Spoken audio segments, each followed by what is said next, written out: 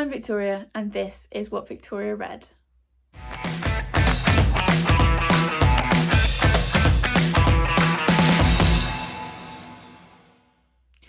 Hi everyone, welcome back to the channel. Today I am doing the If I Could Only Keep 10 Books challenge, which I saw Amy Myers do. I will link her original video in the description. It was a couple months ago now, but I saw it and I was like, I need to do that. And she didn't create it as a tag, it was just a discussion video, but I just thought it was so interesting. And the idea is that you pick 10 books that you would keep if you could only keep those 10 books in your collection for the rest of your life. And these are the 10 books you're going to reread over and over. And I just thought that was a really fascinating idea. So as you've seen from the title, I've picked out 10.5 books, and I will explain the half when we get to it. But these are the books that I would keep if I was only allowed to read these 10 books, 10.5 books for the rest of my life. So let's kick this off with the obvious. Let's just get that out of the way. I would definitely keep The Handmaid's Tale by Margaret Atwood. I have talked about this book at length. I have talked about Margaret Atwood at length on this channel. These are all books that I talk about quite a bit, I think. So I'm not going to go into loads of detail. I just kind of want to show you and explain why I would keep them. I love this edition. I've actually not read this edition because I don't trust myself. Look at the end pages. Absolutely stunning. Yeah, this is a book that I return to. Oh yeah, and you've got, you see that? Yeah. This is a book I return to every year. I have got multiple copies.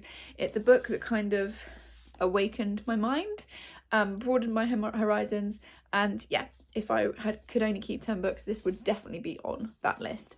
Oh, I do also want to say this is in no particular order. There is actually absolutely no way I could rank these books. And we do have a mix of genres, and we've got non-fiction on here. So yeah, I'm interested to see if you can predict the books that I'm about to show. So Handmaid's Tale, that was kind of obvious. The next one is The Pull of the Stars by Emma Donoghue, which I'm matching very nicely today. That was not deliberate. This is a book I read this year. This is historical fiction set in Dublin in 1918 during the flu pandemic, and also obviously in the middle of World War II. What are words today? No, World War One. Yeah, what are we talking about? 1918, World War One. We are following a nurse working on a maternity ward, and it's a ward for pregnant women who have also got the flu, and it's set over a couple of days. It's very intense. It was absolutely stunning. It broke my heart. I can't wait to reread it. And Emma Donoghue is an author who is a definite auto-read author for me. I've also got The Wonder up here. I've read quite a few of her books now. She's a stunning author, and this would definitely make the list. I've also got another one that you guys can probably predict, and that is Hamlet by Maggie O'Farrell. I read this at the end of last year and it absolutely ripped my heart out. It's also one of the most stunningly beautifully written books I've ever read. This takes the historical fact that Shakespeare's son Hamlet died at the age of 11, and it creates a fictionalized story around that event. And it looks at grief, it looks at family, it looks at the role of women.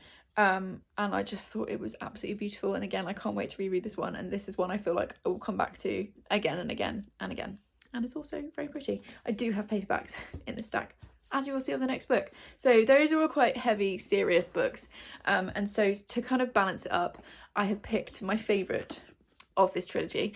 I would like to keep the entire trilogy, but I have picked my favourite, and that is Take a Hint, Danny Brown by Talia Hibbert. You see, paperback. I do have some paperbacks in the stack.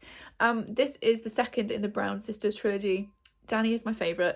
I think it's because I am most like Danny of the three sisters, and it's a fake dating romance trope. If you've been here very long, you'll know I don't do romance. This is the only romance book in this stack.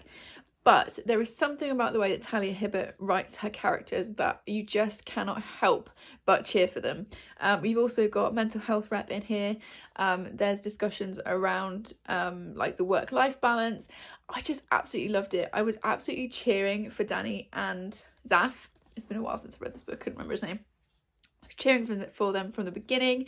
There are also some very steamy bits in here. It's definitely adult. And yeah, I would, of the three books, if I had to pick one, it would be this one. Next up, we also have Hollypox by Jessica Townsend, which is the third in the Nevermore series. I picked this one. I've got the first three, and again, I could have picked any of them, but I feel like this was the breakthrough book for me in the series.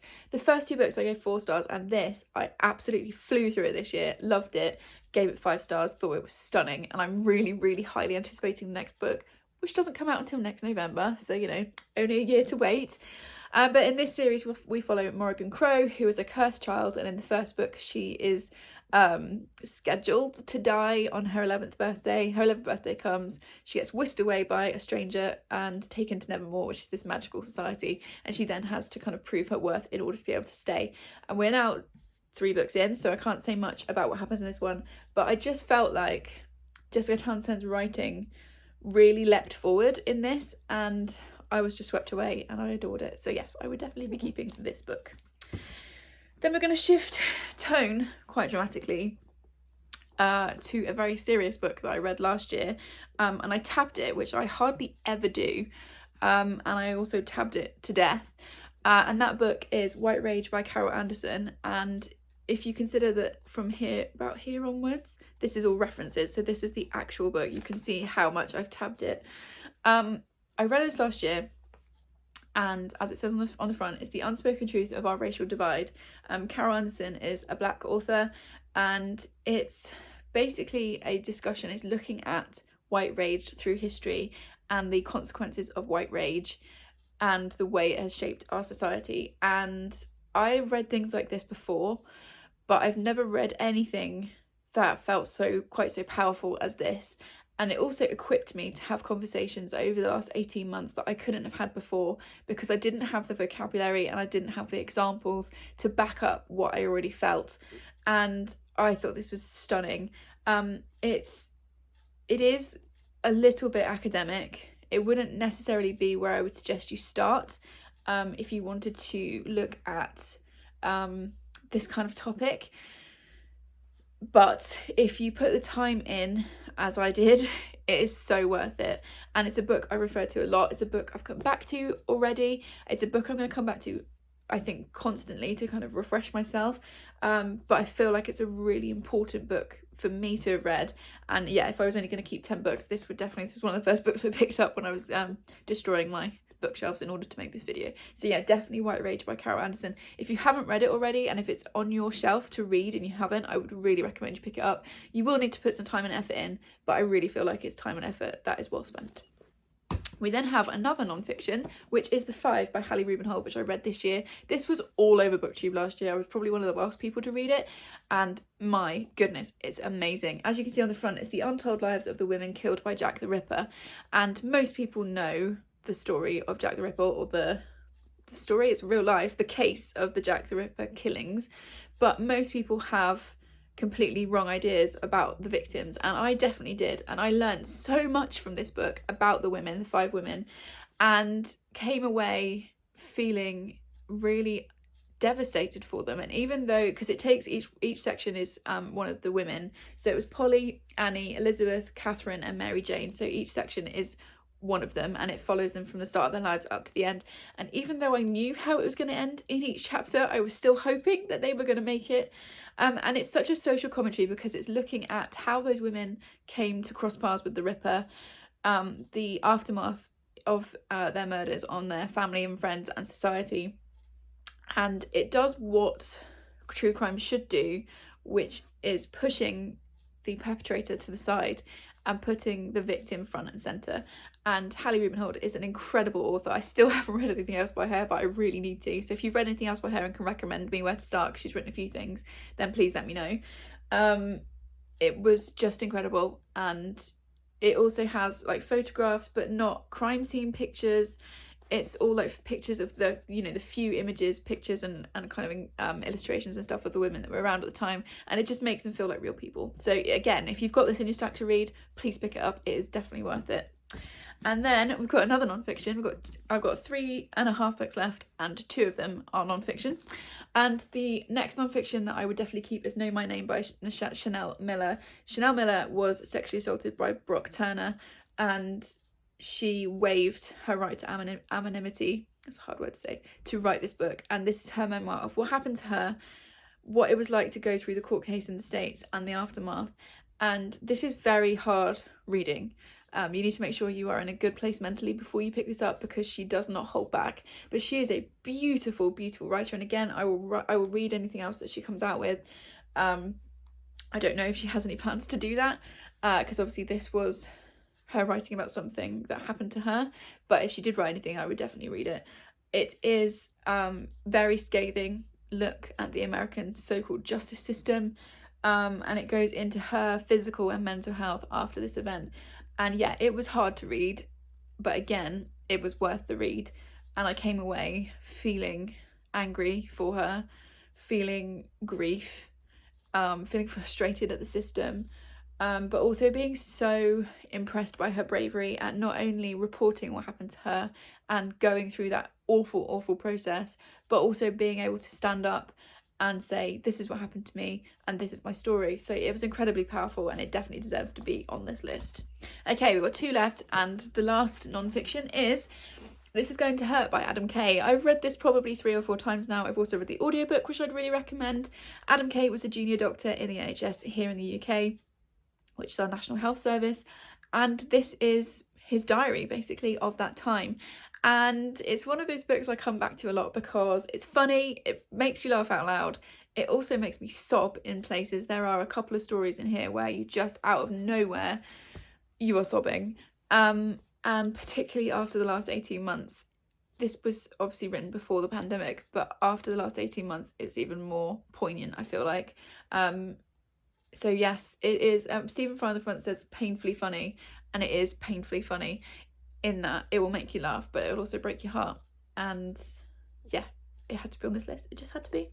And then the last full book, I'm wondering if you guys can guess what this is, because this is a book I have raved about. It's historical fiction. Can you guess yet? With a mystery. Any guesses? It is The 13th Tale by Diane Setterfield. This book, I've read this a couple of times, and I have to be careful when I read it, because when I start reading it I don't want to do anything else. And it's chunky. It's how many pages are you? It's 456 pages, so it's quite big. It's probably the chunkiest book on this list, but I have to be careful when I read this, because once I start I will not want to stop. is the fact of the matter. This is historical fiction, and we are following a woman who works in a bookshop, and she gets a letter from this very reclusive author who has decided that it's time to tell her story. And the woman from the bookshop goes and basically transcribes the story of this author's life. And it's about family, it's about mystery, it's about love, and it's so clever. The twist in this I absolutely love. And if you loved Evelyn Hugo by Taylor Jenkins Reid, this was written years before that came out, but if you loved that one, you really need to pick this up, because it's very, very similar vibes in lots of ways. And yeah, it's atmospheric, it's gothic, it's creepy, it's got a great twist. It's definitely going to be in my stack of books to keep. Okay, so that's my 10 books. For some reason I've got an itchy nose. I think it's cat hair, which is, you know, the perils of having a cat. So those are the 10 books. And then I was looking at my shelves and I was like, sorry Amy, but I'm gonna have to cheat here, because there is one more book that I would absolutely definitely keep. It's one of those possessions that if there was a house fire and all the humans and the cat were out safely, this is one thing that I would grab to keep safe, just because it's so important. And you guys can usually see it in my videos in the background, so I'll just give you a second to see if you can spot what's missing, because it is this little book of Proverbs. And this belonged to my grandpa, and he died 4 years ago. At the time of filming this, we're coming up to the 4th anniversary of his death, and he was such an important person in my life. He is one of the people who really instilled that love of books and reading in me and my brother. He used to make up his own stories for us when we'd go and stay with him, and he was also one of those incredibly kind people. He would always put everybody else before him at all times, and oh, I'm getting emotional talking about him. He just set that example for all of us, and that is the way that I try and live my life. And whenever someone says to me, oh, you're so kind or thoughtful or whatever, I always think, I really hope he can see that, and I hope he's proud. And this was his, and after he died I was given this and his tie pin, which Gary wore at our wedding, and it's just such an important item that I have. I've actually never read it. I keep saying to myself I'm going to, but I'm kind of, for some reason I'm kind of saving it, and I don't like to open the pages too much because they really smell of him. And obviously it's in really awful condition. I keep thinking about having it restored, but then I kind of like it's in this condition because that's how he left it. I also keep meaning to have it put in a frame so it's kept safe. But yeah, this little book is very, very important, so it had to be my half a book. So I hope that's okay, Amy. So yeah, those are the books that I would keep. I'll show you the stack again. Ooh. So yeah, how many of these did you guess? Were you right? Were there any that you thought I would have that I didn't? Because that would be interesting. Amy, you didn't set this up as a tag, but I'm going to tag some people because there's certain people, well, there's loads of people that I think would have really interesting answers to this. But I'm going to tag Charlotte from Books and Bargains. Haha, good luck choosing just 10. I'm going to pick Leanne from Literary Divergence, Emma from Drinking by Myself, Olivia Savannah from Olivia's Catastrophe, my brain stuttered then, Chloe from Chloe Reads Books, Mary from Mary Among Stories, and Hilary from Melted Books. But I'm also going to do it as a general tag, so if anyone wants to do this, please do it. Let me know if you have. Obviously, when you do yours, please credit Amy and make sure you link her and the original video and let her know that you've done it, because I'm sure she'd get a kick out of it. If you got to this point in the video, oh, my legs have gone dead. I'm not sat and filmed for ages. If you get to this point in the video, please leave me the book stack emoji, because that seems appropriate. Please subscribe if you would like more of this chaos, and I will see you in the next one. Thanks, everyone. Bye.